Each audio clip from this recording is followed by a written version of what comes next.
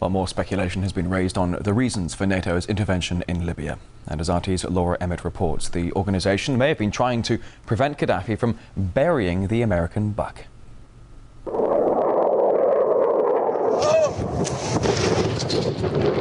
According to some, it's about protecting civilians. We must not tolerate this regime using military force against its own people. Others say it's about oil. The only reason they're interested with Libya is about the oil. You'd think we'd be in Iraq if the major export there was broccoli.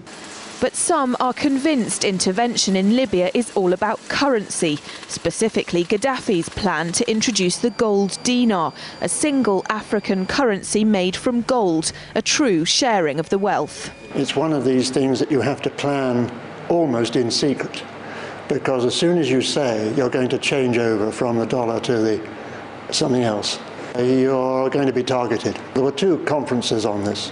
One in '96 and another one in the year 2000, called the World Mataba Conference, organised by Khadaffy. And everybody was interested.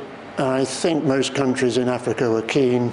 Gaddafi didn't give up. In the months leading up to the military intervention, he called on African and Muslim nations to join together to create this new currency that would rival the dollar and euro. They would sell oil and other resources around the world only for gold dinars. It's an idea that would shift the economic balance of the world.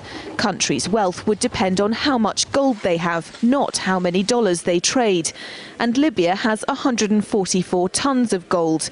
The UK has double that, but 10 times the population. If Khadafi had an intent to try to reprice his oil or whatever else the country was selling in the global markets and accept something else as a currency, or maybe launch a gold dinar currency, any move such as that would certainly not be welcomed by the power elite today who are responsible for controlling the world's central banks.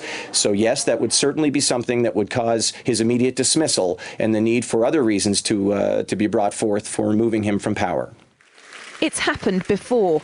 In 2000, Saddam Hussein announced Iraqi oil would be traded in euros, not dollars.